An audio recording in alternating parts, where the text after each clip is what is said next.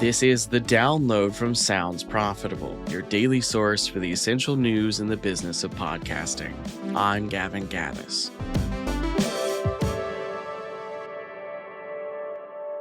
Here's what you need to know for today, Monday, August 4th. For the top story, Amazon to shut down Wondery podcast studio, reorganize audio business. According to Bloomberg sources, Amazon is closing Wondery, breaking up the company's operations as part of a reorganization of audio business, with 110 employees being let go as a result. An internal memo shared with Bloomberg also notes CEO Jen Sargent is leaving Amazon.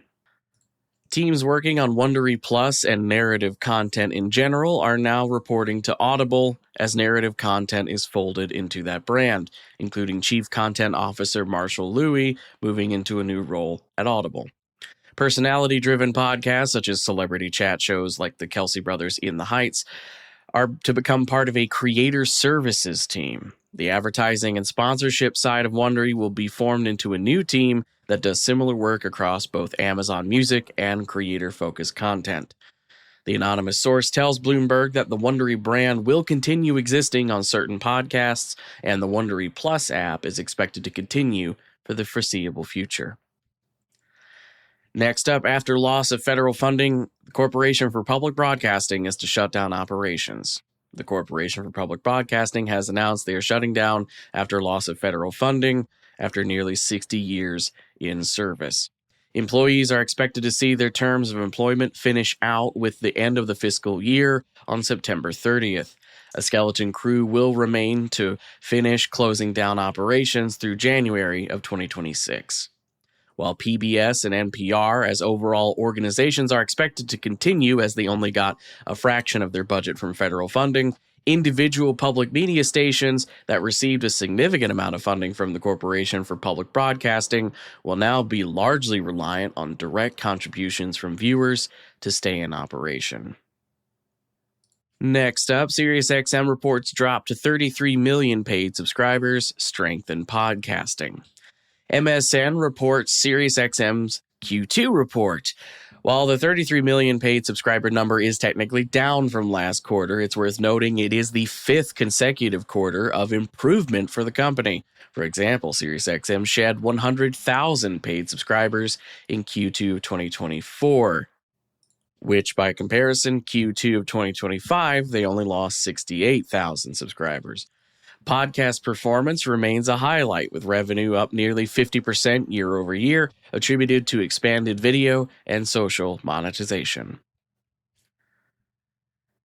And for our final top story, most Americans were never interested in Meghan Markle podcasting. Confessions of a Female Founder is Meghan Markle's latest podcast production, and it's following previous show Archetype's lead of receiving lukewarm reception. A YouGov survey of 5,400 U.S. adults back in December of 2020, which for context was just after their deal with Spotify had been announced, but before the actual content had been made public, respondents were asked if they were interested in a podcast by the Duchess of Sussex and Prince Harry. 8% of respondents marked very interested, while 53% said not at all interested. Now, don't get it twisted. Meghan Markle is a bankable name, with her boutique brand as ever consistently selling out products within minutes of release.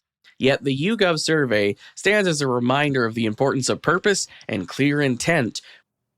For a celebrity podcast to thrive, it needs the intentionality and commitment that is consistently found in successful examples, from Conan O'Brien Needs a Friend to the Ron Burgundy podcast.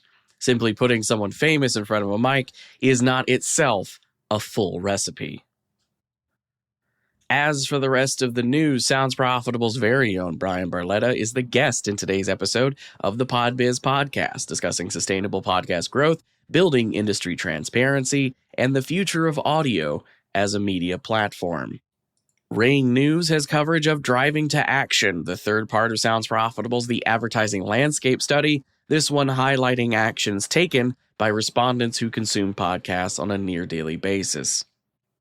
Over on LinkedIn, HeadGum co-founder Marty Michael celebrates the 10th anniversary of the company with a look back at HeadGum's growth, where it came from, and what's happened over the past 10 years. Over on Podcast Business Journal, there's a new interview with Roger Name, CEO of JAR Audio Solutions, about the recent rebrand and the company's new job, audience, and result, JAR, system. British history enthusiast Harry White joins the Radcast Network with his podcast, The Modern British History Podcast. Edison Research has published the top 10 podcast networks in the U.S. bi-weekly reach for Q2. Spoiler alert, the top 3 are iHeart Podcasts, SiriusXM Podcast Network, and Spotify.